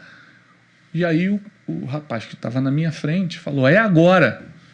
E ele então sacou um cacetete desses de policial, do batalhão de choque, aqueles cacetete preto enorme, né, de bater em quem está fazendo baderna. E ele então sacou esse cacetete e eu olhando aquela cena sem entender, porque eu não estava no combinado. Eu não estava no combinado. E aí o motorista joga o carro para bem perto do meio-fio da guia. Tô ligado essa parada aí. E ele então, esse menino que estava no carona, coloca o corpo para fora e desfere uma cacetada em quem estivesse, em quem pegasse. Né? E eu olhando atrás, olhando aquela cena, e eu vi aquela cacetada pegar no braço de um idoso, de um senhor que estava esperando o ônibus, e o relógio dele então sai, né? Parecia em câmera lenta, né? Parece que eu vejo isso em câmera. O relógio. E aí aquele senhor, ele foi arriando de dor, e as pessoas socorrendo ele, e eu olhando aquela cena, olhando para trás, vendo aquilo tudo, poxa, não foi isso que eu aprendi. O que eu tô fazendo aqui? Esse lugar não é para você. Eu comecei a ouvir a voz de Deus falando no meu coração. Caramba. Você não é desse lugar. Eu não te quero mais aqui. Então eu comecei... Ali foi um momento onde o conflito interno começou a falar bem alto mesmo, e eu realmente passei a não me reconhecer mais naquele meio, junto com aquelas pessoas. E nesse dia nós fomos então para o Morro da Urca, né? Eu já meio transtornado, meio traumatizado com o que eu vi, mas ver o Paralama do Sucesso estava mais no meu padrão de importância ali naquele momento. E a fila enorme, A gente estava assim, sem saber como vai entrar, porque já estava acabando a vaga, os ingressos. E um desses rapazes que estava comigo falou assim, e aí, vamos pular a grade? Eu falei, vamos embora. E tinha segurança, mas a gente se aproveitou daquela nossa fama de mal, que a gente aprontava, a gente fazia farra. E nós então fomos pelo lado, subimos a grade e pulamos. E quando a gente está desviado, a gente começa a ter um azar diferenciado. Entendi. Né? É Deus já falando, mostrando pra gente que aqui o mundo não é para nós. Então, é o azar do Jonas. Exatamente, é o azar do Jonas. É um azar. Pô, pelo amor de Deus. Eu subi na grade. O Jonas, meu Deus do céu. Vai, continua. O azar do Jonas. É o azar do Jonas. Porque, pô, não era azar, né? Não era azar, é Deus impedindo o cara. Mas a galera que tá no barco não tá ligado. Então é um azar do caramba. Pô, cara, você... A tempestade, tá todo mundo quase morrendo. Tá com o cara, o maluco vê, caraca, o maluco foi muito pulmão peixe. O pessoal só faltou falar, meu irmão, vai orar, procura um profeta, sem saber que ele era. Essa galera acho que se converteu, mano. Que nem o... A galera do barco deve ter se convertido depois, Paulo, cara. Né, que escapa de uma tempestade, né, o frágil, e aí acende uma fogueirinha para se aquecer, veio uma serpente, puf, e pica ele. Pô, certamente esse cara fez alguma coisa contra os deuses. Quem tá passando no caminho olha e fala, caraca, que azar, hein, mano? Vai, continua aí. Eu sei que eu subi a grade, eu e esse amigo entre aspas, e a gente pulou lá dentro. Só que quando eu pulei, a minha camisa estava para fora da calça. E ela agarrou naquele bico da grade e rasgou. Eu subi o Morro da Urca todo rasgado nas costas. Passei um frio lá em cima, mas assisti o Paralamas do Sucesso. Né? Mas nesse dia, foi um dia em que eu entendi que eu precisava mudar de vida. Eu precisava voltar de onde eu saí, que era o primeiro amor. Nos braços de Jesus. O lugar que você batizou. Lugar onde eu realmente gostei do convívio das pessoas e eu passei a sofrer. Teve uma colega de escola que ajudou nesse processo? Sim, teve uma colega de escola que eu estava fazendo vestibular na Gama Filho. Naquela época o vestibular era 6 Gran Rio, não era o negócio do Enem, a gente fazia o 6 Gran Rio, vestibular. E quando eu estava fazendo a prova, eu encontrei essa moça, Marina, que ela, até algum tempo, ela estava aqui, ela estava na Maranata da Tijuca, e ela me evangelizou, ela me convidou para ir na Maranata. A Maranata era na 28 de setembro, ainda não existia a Maranata da Tijuca, da Conde de Bonfim, era no Auditório das Boas Novas. E ela me fez o convite, vamos na igreja Isso comigo. 89, 88? 88. Porque no final de 87 foi o Morro da Urca. Isso. E aí naquele início de ano, eu já me preparando ali para fazer vestibular, eu fui, né, assim, ficando mais focado nisso, fazer a prova. E em fevereiro foi a prova e ela me chamou. Ela falou, vamos lá, vem visitar a minha igreja, pô, você vai gostar, você vai amar a minha igreja, é uma igreja muito legal, muito bacana, vamos lá. E ela insistiu bastante, né? Eu até relutei, mas ela insistiu, graças a Deus, por ela ter insistido. E então eu fui fazer uma visita na 28 de setembro, num domingo à tarde. E quando eu cheguei lá, tinha um pastor só usando meia, sem sapato. Quem será? Pregando uma mensagem assim bem diferente, que O profeta apóstolo dos pés o descalços. apóstolo dos pés descalços. E pregando numa linguagem assim que eu me identifiquei bastante. O louvor da Maranata me cativou, me envolveu, e naquele dia foi o dia que Jesus marcou um encontro comigo para me resgatar. Foi o dia do resgate. Eu fui resgatado por Deus naquele dia, em fevereiro de 88, na Maranata, no auditório da Rádio Boas Novas. Ali, Deus me trouxe de volta para o aprisco. O Senhor Jesus... Mas aqui. Aqui, Na 28. na 28 de setembro. Mas vocês se encontraram Em Caxias. Em Caxias. Porque... Tá chegando. 88 para 94, são 6 anos. Porque eu na verdade, comecei a frequentar a Maranata, pessoal da 28 de setembro, Vila Isabel, e eu comecei a frequentar os... Esperando lá. Ela tá me esperando lá. Esperando, 94. É. Eu comecei a frequentar os eventos, Festa do Amor, os torneios de futebol, jogando vôlei no sítio Maranata, e comecei a conhecer tudo isso. Tudo isso foi me cativando mais ainda, as amizades. E eu conheci o povo de Caxias. Povo e aí de o Caxias. Famoso povo de Caxias. povo de Caxias Povo diferenciado. Povo de Deus. me envolveu, me cativou. Em 1990, eu fui embora para Caxias. Você Sabe? não morava na Não, eu não morava nem em morava Vila em Isabel Auma. E nem em Caxias. e nem em Caxias. Eu morava no meio do caminho, em Auma. É uma. Eu nunca fui de igreja perto de casa. É. Eu tenho um amigo que diz que perto de casa tem que ser a padaria, o supermercado. A igreja não precisa, Não né? necessariamente. Não necessariamente. Verdade. E aí eu fui para Caxias. E de 1990 em diante, então, eu Tinha uns retiros bons, né? tinha rapaz? Lá no retiros Xerém. ótimos.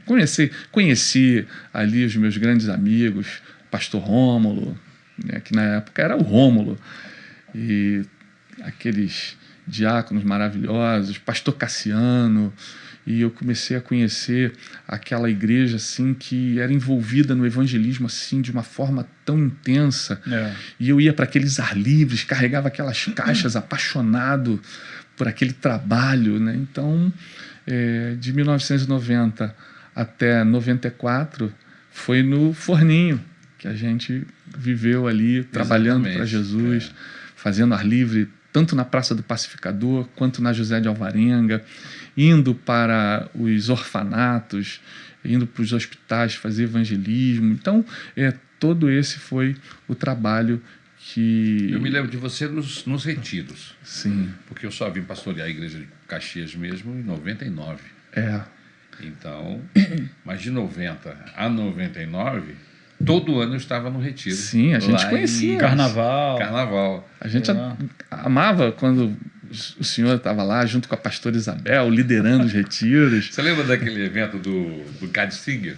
Lembro. Aquilo ali foi sensacional, Aquilo ali é maravilhoso. Você fazia parte, né, cara, do negócio. Fazia parte. Magrão, alto. Você era o... Ele fez o papel do Magrão, o menino que... Eu esqueci. Tu era o Darilton, tu era a voz grave, né? Eu não lembro. Tu era o Era aquele baixo. do bigode. Mas uma coisa que o senhor vai lembrar também, pastor, é que eu passei para a Universidade Federal do Rio de Janeiro, e na Universidade Federal do Rio de Janeiro eu continuei crente, não desviei, muito pelo contrário. Dentro da universidade, Deus foi fortalecendo a minha fé. E eu passei a integrar a Aliança Bíblica Universitária, me tornei líder Da Aliança Bíblica. da unidade da Escola de Belas Artes da ABU. E nesse período nós fizemos cultos lá no Centro de Tecnologia da UFRJ, levamos Complexo J, Que e legal. o pregador foi exatamente quem? Eu me lembro. Pastor que Ariaque, pregando na UFRJ. Complexo E J. dias que não volta mais, hein? Dias que não voltam Você não mais. duvido que alguém Tinha que entra lá tá- já é- Auditório lotado. lotado. Já é a segunda ou auditório terceira cheio. vez que se fala do Complexo J, que a gente tem que trazer esses caras aqui, mano. Muito legal. Porque o Complexo J é E top. foi uma época bem bacana, né? E aí me tornei líder também em 94 lá em Caxias com o saudoso pastor Silvio Passos. Silvio Passos. Né? Verdade. Depois veio o pastor Davi Silveira junto com o pastor George. E nessa época então eu conheci essa moça aqui. Que já está cansado de te esperar. Exatamente. Mas já não Aí aguentava chegamos, mais a linha do tempo, então, chorar a mágoa se do passado. encontra, né? A linha do tempo, então, se encontra, e agora eu, tratado, cuidado, limpinho, né? Escovado, os carrapichos catados. Você imagina se você conhecesse esse homem antes. Jesus. Nossa. No dia que ele acabou de chegar na Você vê, igreja. Deus demorou esse tempo todinho, não porque Deus demora. É, mas veio porque preparadinho ele já. trabalha Já com a veio oportunidade que a gente prontinho. dá. É, Por isso aí. um período de purificação. Pois é. Era muito sacrifício a fazer pela alma, né? Do sujeito. Mas como é que foi, Patrícia? Você ouviu e aí? Foi amor à primeira vista? Como é que foi? Foi amor à primeira vista. Foi mesmo? Foi mesmo? Foi. Porque assim, eu tinha saído desse relacionamento e eu sofri muito, porque foi meu primeiro namorado e a mãe desse rapaz falou assim pra mim: para de chorar. Ela era minha vizinha. Eu sofria por 2 motivos, né?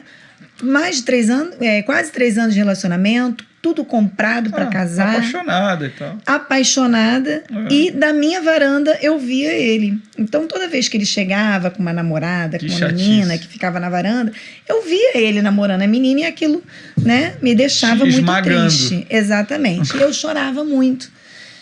E a minha ex-sogra, no caso, era uma mulher de oração e uma mulher muito sábia. E uma vez eu estava estendendo roupa na varanda e ela estava me vendo chorar. Aí ela falou assim: para de chorar porque o meu filho não te merece. Você vai casar com um homem de Deus. Caramba. E esse homem vai ser um pastor, um pregador da palavra do Senhor, porque o Senhor vai te honrar. Eu guardei aquela palavra. Mensagem. Mas você chorando, sofrendo ali naquele momento, não quer nem saber, você quer voltar pro outro. Né? Mas aí essa minha amiga me convidou para ir na igreja. Na Maranata. Na inauguração. Ah, vamos na minha igreja é maravilhosa, vai ter o culto de inauguração e tal, você vai gostar, tem muito jovem. E aí... E tinha mesmo, né, cara? Tinha Tinha muito jovem. Era uma Continua juventude tendo, né? potente, era uma Eu não sei juventude hoje, bacana. mas naquela época tinha muito jovem. Tinha muito jovem. E aí, quando eu comecei a subir, eu morava de frente para aquela rodoviária do Caracol, da passarela do Caracol, em Sobrados assim. Então, quando eu comecei a subir ali o morro da Maranata, a ladeira da Maranata, Humberto de Campos. muita gente. E o Maurício estava entregando os folhetos, né, na porta da igreja. Quando eu subi e vi aquele menino alto, eu fiquei olhando para ele e falei: gente, que menino bonito. Meu filho pergunta: mãe, Deus te cegou? Mas pra mim ele era bonito. Eu costumo atribuir esse momento àquele trecho bíblico que diz que Deus cegou o entendimento dos incrédulos. E aí aconteceu com É ela. uma ação do Espírito Santo. Aí eu olhei pra ele e fiquei encantada com ele, né? É mesmo? Fiquei encantada. Nossa. Aí fiquei olhando assim, e ele percebeu que eu olhei pra ele e ele também fitou os Aquele olhos em mim. momento... E ficou os dois, um olhando pro outro, um olhando, claro, eu não sou boba. Fui pro lado onde ele estava entregando o panfleto, para pegar o panfleto da mão dele. E eu fui entrando, ele estava encostado no portão, eu dei aquela olhada para trás e ele foi Te seguindo. seguindo com os olhos. E fui para a galeria. Rolou um... Daqui a Deus pouco... abençoe. Deus abençoe. A paz do Senhor. Exatamente Você, assim. tipo, que isso, irmão? O que tá rolando aqui? O que tá rolando aqui? Quem tá de fora, o que é isso? O que é isso? Exatamente assim. E aí, quando ele me viu subindo para a galeria, eu acho que ele também foi para a galeria para tentar me encontrar. Aí, quando ele sobe a galeria e começa a olhar assim para... Impossível, né? Aí você Mas ele tá me encontrou na tá galeria. me procurando. Eu estava já sentada e ele me achou. Lógico. Quando ele me achou, ele deu uma tropeçada no degrau, quase caiu.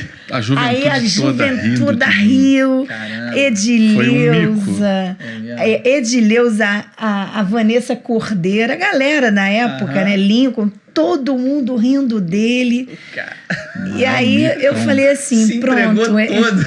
Aí eu cá comigo. Tava entregue. Também se interessou, né? Vou Soldado investir. Depois dessa, Uma bandeira Soldado dessa. abatido, gente. Os Aí amigos eu olharam e comecei a falaram, já era, investir, galera. pastor. Aí Maranata passou a ser minha igreja, por que será? Pô, né? Passou, aí eu comecei aí, ele tava em todos os cultos. Esqueceu todas do as- Zé Tinha Bedeu. literalmente um cara caído lá. Esqueci do Zé Por Bedeu. você. Zé Bedeu nem... Aí comecei a frequentar Maranata e todos os cultos. Eu ia a todos os cultos. Mas esse rapaz era A tão moça mais difícil. fervorosa da igreja.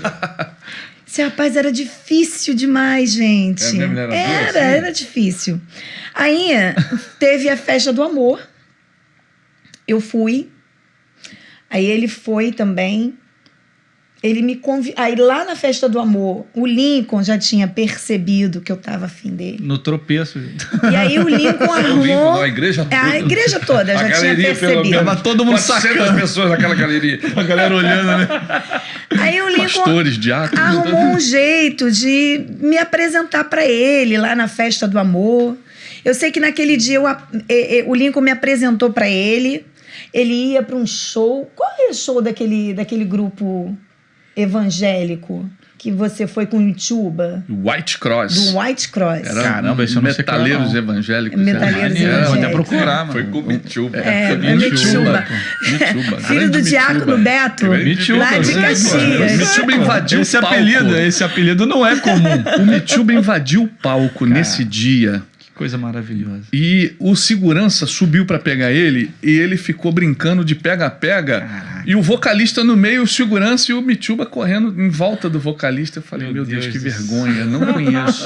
Sério. Aí Aí o um bom show... é um casado, homem sério. É, Show é. gospel. E aí, quando ele viu que o segurança ia pegá-lo, ele já foi pra ponta do palco e pulou lá de cima aqui embaixo e sumiu no meio do Sumiu povo. na galera, lógico. Ninguém me pega. Esse era o Mituba. Top. Aí eu sei que ele não ficou até o final da festa do amor, me frustrei, mas depois daquela apresentação oficial ali, ele começou a me encontrar, me convidou algumas vezes para vir no centro da cidade, numas mostras de arte. Olha, que homem educado. Cara, Isso é impressionante. Banco do Refinado. Brasil, no Banco do Brasil, CCBB, Centro Cultural do que Banco do isso? Brasil, dos Correios, me levou para uma mostra, A uma galera aí- vernissagem. Eu falei, gente. Pô, isso aí é a dica, hein? Porque a galera É. fica chamando pra pizzaria. Que pizzaria. Mano. O cara é de outro patamar, Pô, velho. pelo amor de Deus. Para ver umas vernissagens. Me levou num show de balé do Ó. Momix. Lembra do Momix? Me levou. Companhia no- de dança Momix. É. Muito boa. Aí- por sinal. Caramba, lá no segundo encontro você já estava apaixonado. né? Não, eu já tava caidinha. No mínimo, você tinha aprendido um monte de coisa nova. Exatamente. Culturalmente já era uma amizade muito maneira. Exatamente. Só que ele não falava nada, não me pedia pra namorar, ficar naquela conversa Ele e tava tal. só no- Namorando. Isso foi em maio até janeiro, porque foi no dia Caramba! 6 de janeiro de 95 é que ele começou a me namorar. Aí, quando chegou em novembro, eu falei, mãe, Caraca, de maio a janeiro. eu conversei com a minha mãe, mãe, eu vou largar esse menino pra lá. Esse menino tá muito indeciso, só fica me chamando pra ver estátua, quadro, vernissagem, não fala nada de 7 namoro. meses, meu irmão. Tô perdendo Caraca, tempo com esse 94, menino. Ayrton Senna morreu, os Mamonas morreram e o cara não pediu amor. Não me pedia a namorar. Aí eu falei, vou largar isso pra lá. Patrícia, faz o Tudo tá seguinte, acontecendo. arma um amigo oculto. Olha isso. Arma um amigo oculto. Isso é coisa pra lá, de Lava Jato. chocolate com Caramba. seus amigos da igreja. E aí, você tenta tirar esse rapaz. Mãe, como é que eu vou tirar o menino no amigo oculto? Ai, menina, deixa de ser tonta. Tu Você que vai vai armar. Você vai descobrir quem vai tirar ser e um vai sorteio. trocar o papel. Um sorteio. Sorteio. Um sorteio. Aí a gente fez o amigo oculto. De cartas marcadas. Cartas marcadas. Não foi de carta marcada, não. Eu Só, fiz um amigo. tipo, Porque eu era tonta também, Sorteio né? da Copa do Brasil, né? Aquela... Eu era meio tonta. Eu botei os nomes todinho direitinho e depois falei, Vanessa, você vai ficar responsável por achar a pessoa que tirou o Maurício e vai trocar o papel. E vai me dar o papel do Maurício. A Vanessa Cordeiro, lá de Caxias. Tá Entregou, hein?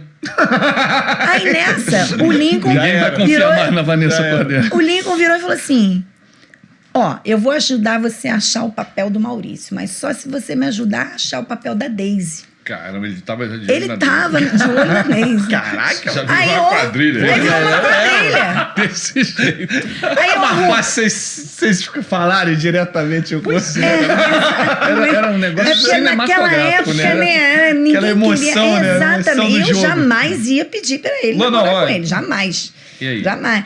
Aí eu sei que a gente conseguiu no final, eu tirei o Maurício, Lincoln tirou a Deise, né? Olha que coincidência. Obra do Coincidência. destino. Jesus se Tirou, cara. Que coisa de Deus. Só Olha, que já aí- passei E tu a- pensou mesmo que era de Deus. Pensou, caramba, e a Inocente. resposta, Inocente. Ele tava orando, ele pensou, se ela me tirar, Senhor, é isso, essa é a resposta. Só que aí a minha mãe falou assim: você compra um presente, você não compra só o chocolate, você compra um presente, você diz que esqueceu o presente em casa, chama ele aqui em casa pra pegar o presente. Caramba, mano, conceito de É, mano. estratégia Aí eu falei: Maurício, foi praticado. eu comprei um presente pra você, mas eu esqueci lá em casa. Você pode ir lá em casa pegar? Aí ele: tá bom, vou lá pegar. Cara. Aí nós fomos andando. Caiu. Aí eu mandei ele entrar. Quando ele entrou, Laço tava do minha passarinho. O mãe, homem meu vai ser tão pai, minhas inteligente nesse irmãs. nível, cara. A gente é muito ruim pra isso. Tava minha mãe, meu pai, minhas família irmãs. toda. A semana, a Todos família esperando toda ele chegar. na É. sala. E eu como Com ovelha janta, com muda. tudo. Ovelha muda sendo levada ao matador. Qual é? Aí o meu pai Emboscada. ofereceu: ô irmão, entra aí, aí. vamos jantar. Aí enquanto eu fui na cozinha com a minha mãe, tá aprovado, pode continuar que tá Caraca. aprovado. Foi buscar o presente, já tava no interrogatório de o que você quer fazer da vida. Ali já. Tava pronto já pra ser abatido. Abatido. Né? Aí jantou, se despediu, aí falou assim pra mim: olha, eu vou viajar, porque chegava essa época de dezembro, ele ficava 15 dias com o pai, em Maricá. Certo. Eu vou viajar e eu tô me interessando por você. Aí, naquele dia que ele Até falou. que enfim, né? Pelo amor de Gatilho. Deus, né, amor? Todo mundo lá dentro, né? Até que. Eu tô me interessando por Os você. anjos no céu, né? E nesse período todo eu venho orado pedindo uma resposta de Deus. 7 meses pedindo a resposta de Deus. E aí eu quero que você ore nesse sentido, porque quando eu voltar, eu quero ter uma conversa contigo. Ih, rapaz. Aí tá. E aí vai ser a Vera. Aí viajou. Quando foi no dia 5, ele me ligou. Aí falou: eu quero me encontrar com você. Você pode estar no Cucas. É Cucas, né? É. Você pode estar no Cucas às 19 horas da manhã, que não tinha celular naquela época, né? Ele voltou mais cedo, então? Não. Ele viajou, Ah, tá. mês de Passou o dia. dezembro, passou Natal e Ano Novo com o pai. Quando foi no dia 5 de janeiro, Ele ele me ligou. No dia 6, nós nos encontramos. E aí me pediu para namorar. Olha aí. O primeiro beijo, no dia 6 de janeiro de 1995. Depois de longos 8 meses de caminhada. Depois de longos Namoramos 8 3 meses. anos e meio, depois, em 98, a gente... Foi tão 29 de maio de difícil, 98, nós Lucas, casamos. conquistar o coração desse moço. Tão difícil. tem que- Eu acho que já estava teve que conquistado. Ele partir só pra- fez, assim, um pouco mais difícil. Mas valeu a pena. Valeu a pena. Ele, nesse dia, me deu uma rosa. E eu tenho essa rosa até hoje. A múmia. A múmia da rosa mumificada. Eu mumifiquei a rosa. Eu coloquei a rosa dentro de um É uma pote de relíquia, vidro. é uma relíquia. Fechei. Ele: não acredito que você guardou essa rosa. Eu falei: guardei a rosa lá até até hoje. hoje. Tá lá até hoje? Tá lá. Mas Tá como lá. é que ela tá? Tá Dentro dentro do do vidro vidro, lá, dentro do Com formal, álcool. não sei o que ela Botei que ela álcool, botou.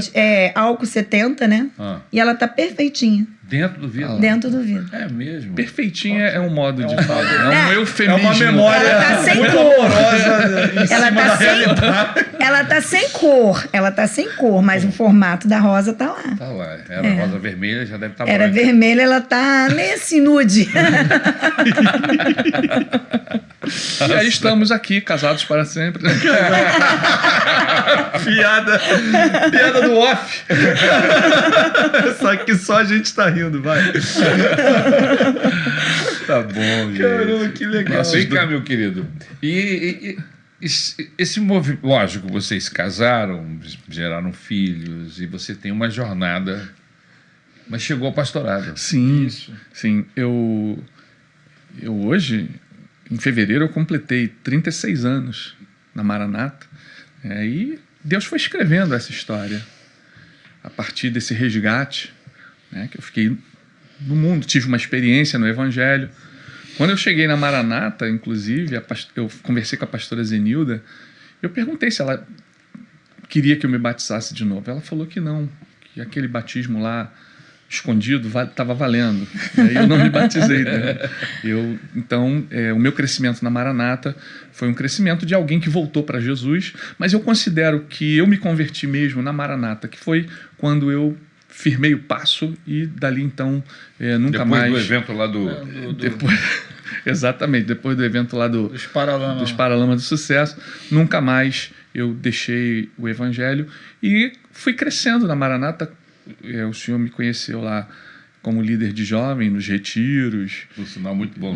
E depois, junto até com a Esté e a que nós fizemos um dos primeiros movimentos gerais de juventude da Maranata, que foi o AJM. Caramba, verdade, eu lembro disso, era criança. Foi muito bom, foi muito interessante. Aquele momento, lógico, hoje é um outro tempo, é um outro movimento. Hoje nós temos o Follow Jesus, né, que é a rede Follow Jesus, né? E é um movimento maravilhoso. Mas lá o embrião foi lá, o AJM, com certeza, né? Total. Depois disso, eu me envolvi com o teatro. Né? O senhor lembra também? Você era todo Companhia Teatral Shalom, onde eu fiquei 12 anos atuando. Meu primeiro papel, um dos primeiros papéis foi Jesus.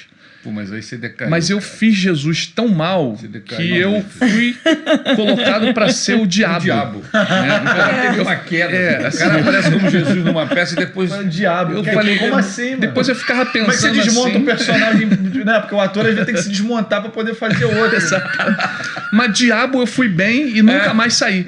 Entendeu? A ponto do pastor Davi Pastor Davi me ligou. Cara, ele nunca viu um diabo como você. Cara, ele queria fazer uma pregação encenada.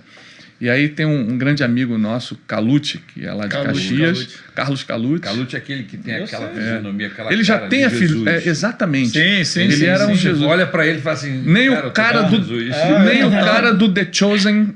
Não, o Calute é melhor. O Calute é mais melhor. Muito melhor. Pelo amor de Deus. E aí o Calute foi tentar fazer... Ele ia pregar sobre os dardos inflamados do diabo, né? E sobre a armadura de Deus. E aí ele colocou o Calute para fazer o diabo e aí ele falou, Calute... Calute não tem cara do diabo. Não tá legal. Calute, no mínimo, é um anjo. No mínimo. E ele liga para mim. Maurício, pastor Davi me ligando, né? No meio do expediente. Maurício, tá tudo bem? Eu falei, tá tudo bem, meu pastor. De um diabo. Eu tô aqui com o Calute, querendo fazer uma encenação na minha pregação, mas o Calute não tem jeito nenhum para diabo. Então eu tô ligando para você, porque eu cheguei à conclusão de que você é o melhor diabo da igreja. Eu falei, pastor, eu não acredito que você tá falando isso. Qual é, mano? Eu conhecia essa.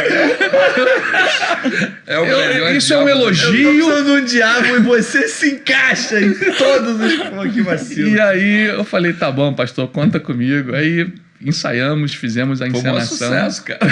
Foi bem legal. Foi bem legal. Os dados inflamados funcionaram. E aí, então, eu fui nomeado diácono na sua gestão, em Caxias. Diácono, não diabo, pelo amor não de Deus. Diabo, né? apesar de que aquela máxima resistir ao diácono e ele fugirá de vós. Eu acho que apareceu aí. Resistir ao diácono. Prevalecia ainda nessa época. Né? E depois, como diácono, a sua gestão terminou. Chegou o pastor Davi. E aí eu me envolvi também com o louvor, com a pastora Raquel, que hoje é a nossa pastora, líder né, do louvor geral da nossa igreja. Verdade. E a pastora Raquel, ela me chamou para fazer parte também do Ministério do Louvor, que eu tinha uma experiência prévia de coral, e ela também fui do coral junto com ela, com a Thelma. E aí passei a integrar também o louvor, me tornei dirigente de louvor. E quando o pastor Rômulo chegou, depois desses 3 anos do pastor Davi, veio o pastor Rômulo, e aí surgiu a inauguração da igreja Maranata, de Jardim Primavera. Jardim Primavera. Foi quando eu fui, juntamente com um grupo enviado para ajudar o pastor Carlos Ribeiro, que foi Sim, o pastor sim. que fundou lá. Pra dar aquela força, né? Exatamente. E aí lá eu me tornei... fiquei como diácono, dirigente de louvor, e alguns meses depois eu fui nomeado seminarista Isso. da igreja. Que legal. E 5 anos depois, nessa jornada, aí em 2011, então, eu fui ordenado pastor. E já são 13 anos aí como pastor ordenado, né? E Deus tem... Glória a Deus. Como é que estar casado com um personagem desse, com uma pessoa dessa, assim, que Com já tantas, viveu? né? Com tantas explodiu o dinamite. Ou tentou, né? Pelo menos. Embora ele tenha sido bem sapeco, bem levadinho na infância e na juventude, ele é um homem muito calmo, né? Muito tranquilo. calmo. Verdade. Ele gastou tranquilo. tudo que tinha que gastar Gastou lá. tudo que tinha que gastar lá, veio preparadinho para mim. Bem prontinho, né? Veio prontinho. Tem sido uma bênção ser Glória a casada com o Maurício. Amém. Nossa família é uma família abençoada. Verdade. Amém. Qual a Depois- mensagem que vocês passariam hoje para essa turma que está chegando? Fora o podcast todo, né? Já foi, já. O que eu coloco sempre para os meus filhos, né? Assim, aquela mensagem que eu recebi da dona Florisa, minha ex-sogra, no dia lá que eu estava tão desesperada porque eu tinha desmanchado um namoro, passando por uma desilusão amorosa. Ela colocou para mim que era... Que ela profetizou. Ela profetizou. Caramba, né? Que legal. Ela cara. profetizou. Você vai ser muito abençoada. Você vai casar com um homem de Deus. Então, assim, uma coisa que eu pulei no meu testemunho é que o motivo dele ter desmanchado o noivado comigo foi porque eu não cedi a uma proposta. Né? Ele queria ter uma intimidade comigo a mais. E eu não cedi essa proposta. E aí ela falou para mim, por você ter sido fiel a Deus e aos seus princípios, Deus vai te honrar. Caramba, que legal. Então, assim, para essa juventude, para essa garotada, seja fiel aos princípios e a Deus. No pouco seja fiel e no muito o Senhor te colocará. Te colocará. Então, Deus me deu uma família linda, um homem abençoado, Amém. um homem que prega a palavra, um homem que é fiel ao Senhor, e eu sempre falo para ele. Quando eu me apaixonei por ele, conheci e decidi que me casaria com ele, foi porque eu sabia que ele seria incapaz de fazer algo que fosse contra Deus, contra os princípios de Deus. Se ele seria incapaz de fazer isso, certamente ele seria incapaz de fazer algo contra mim.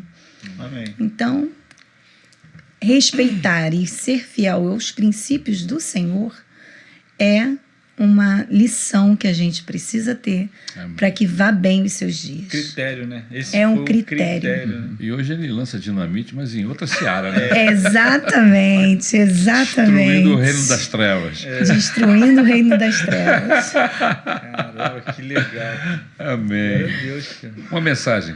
Pastor, a mensagem que eu deixo é praticamente a mesma que a Patrícia deixa, da gente ser fiel a Deus, perseverar, porque a nossa história, a minha história e a dela foram histórias diferentes, mas Verdade. histórias onde as dificuldades elas estavam presentes. Sim. No entanto, Deus estava sempre no controle, nos guardando, nos livrando do mal, né? Ela de uma forma, eu de outra. E tudo isso já havia um plano, um propósito de Deus definido para nós.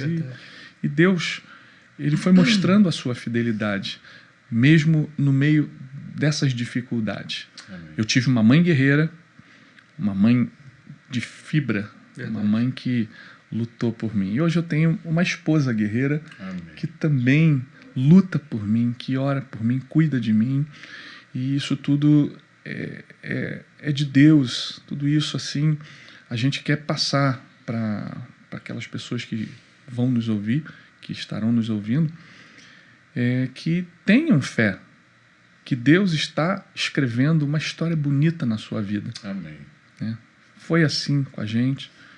Hoje nós estamos, como a gente já falou no início, pastoreando a igreja de Lote 15 e passando aí a experiência que Deus nos deu para as pessoas, para os casais, né, para os jovens, para que eles perseverem, confiem no Senhor, porque vale a pena servir a Deus.